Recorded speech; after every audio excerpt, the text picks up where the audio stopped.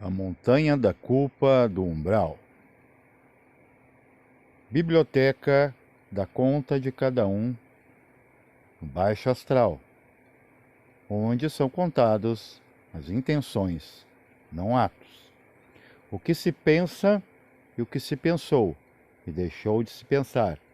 O que se sente, o que se sentiu e o que se deixou de sentir. O inconsciente, nessas regiões do íntimo da Terra, ele vê montanhas, esperando estar vivo naquele sombrio recinto. Já o clarividente astral, ele vê arquivos. Qual as vantagens dessas experiências? Há vantagens físicas. Quando você retorna delas, por mais chocantes ou dura que seja, porque a vida é dura para o duro ego, seriam as nuances que vêm dessa clarividência, potencializando os sentidos físicos. Quando você volta de uma experiência dessa, digamos que você, de sobressalto, retorne para o corpo no meio da noite, você passa a literalmente enxergar no escuro. É comparado quando você vira a chave sutilmente em seu carro, ao tirar o pé da embreagem, soltando muito rápido o acelerador, você simplesmente apaga o carro. Ele quer dar ignição naquela pequena, porém necessária, injeção de pequena dose de gasolina. É essa a impressão que dá para o viajeiro quando ele logo retorna. Você pode enxergar, inclusive, no escuro, como já tinha ressaltado. Outras coisas que podem ser faladas é que, por exemplo, aqui na linearidade, vamos chamar de vida cotidiana, de vigília, estamos falando muito em ajuda política. Por exemplo, esse evento que está acontecendo aqui no Sul, trágico. Trágico porque não pode ser compreendido de outra forma agora, mas como o astral é futuro, já tinha sido anunciado isso em alguma parte. Por que que é futuro? Porque você sempre terá uma vida astral no futuro, após a morte. Apesar que você tem alguns ensaios dessa morte no dito sonho. E no sonho está tudo misturado: vida, morte e sonho. A ajuda política lá é vista assim. Estão apenas devolvendo o que tiraram do povo. E isso se lê nos arquivos. Mas apenas aquele que está consciente nesses locais pode tirar dessas reportagens, ou seja, informações universais. É onde a verdade se revela, dura, nua e crua. Cada eu consciência de cada ser interpreta o ser que está manifestando essa consciência ou inconsciência, caso essa alma esteja vazia, apenas reaproveitando o contingente astral que, superlotado, acaba expurgando por frestas atômicas seres.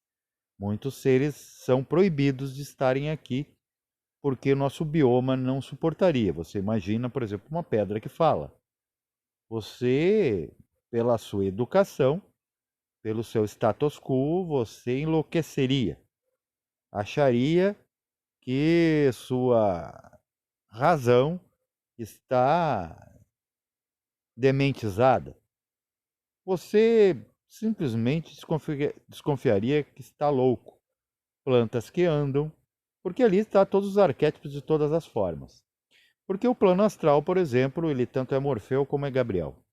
Gabriel é o mapeador do ser humano, esse que a gente conhece, vamos dizer que é a inteligência por trás do homem, e muito ligado à Lua. E vejam, a Lua está ligada aos nascimentos. A Lua formata marés, formata inclusive partos, gestações. Então está tudo ligado a esse astral lunar, que não é bom nem mal, é apenas o observador e mapeador desse homem, como a Lua rege o homem e toda a natureza.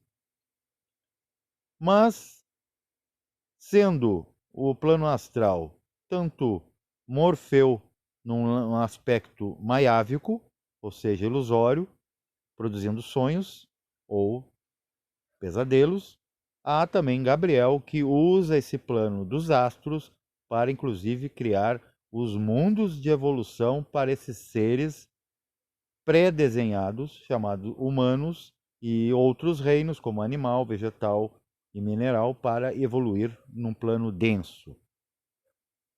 Esse plano denso é filtro desses todos esses.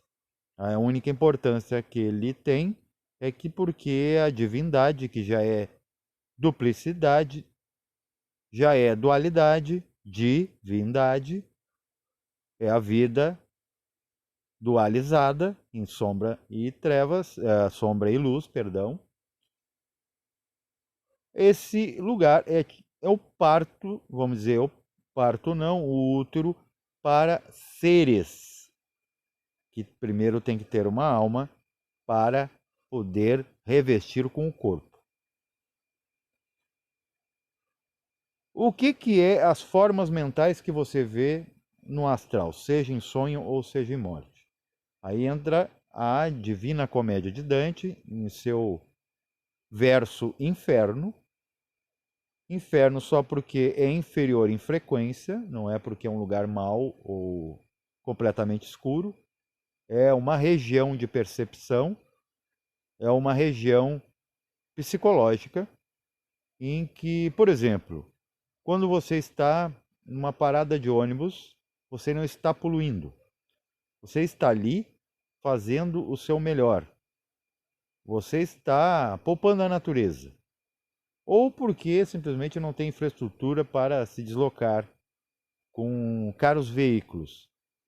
Passa outros seres que têm aquisição e poluem o ar e ao mesmo tempo você que nada participa, não compactua com aquelas atitudes. Essas regiões são assim também. Mas, se você estiver bem protegido, bem enroupado, vamos aí citar os anjos que sim entram nesses umbrais.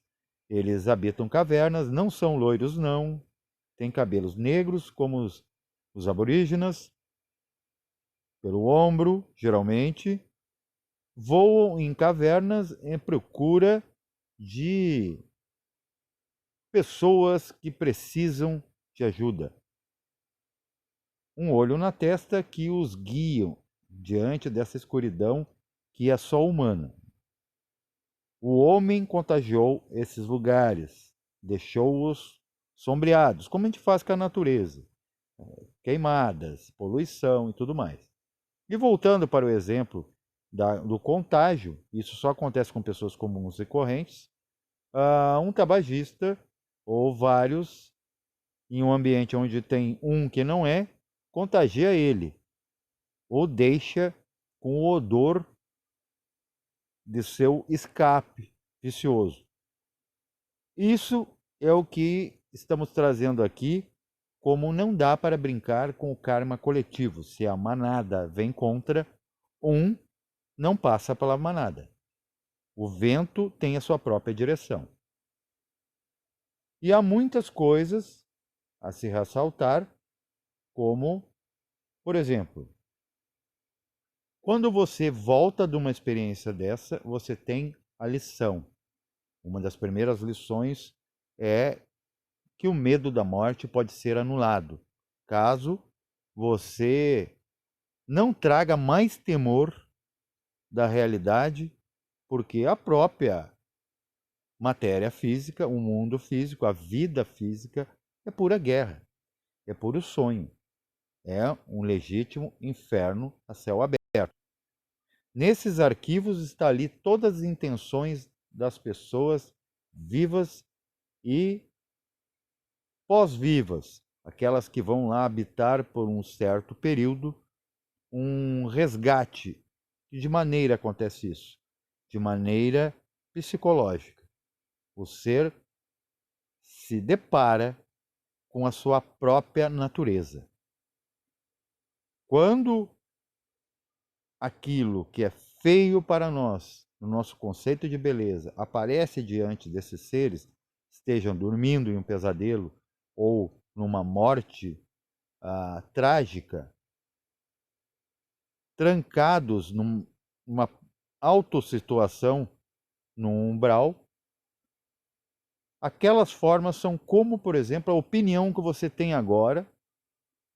Imagine você agora, feche os olhos e qual é a opinião que você teria, que imagem você daria para um déspota? Provavelmente é como a imagem que deram para o plano mental. Mental, ele pode ser tanto Miguel como Lúcifer. Vai depender do observador, de quem observa.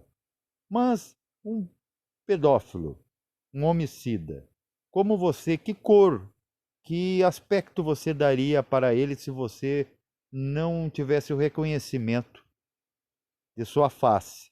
Você daria conforme o que você está sentindo. Então, o que evolui em nós é Kundalini, a consciência maternal, que sobe.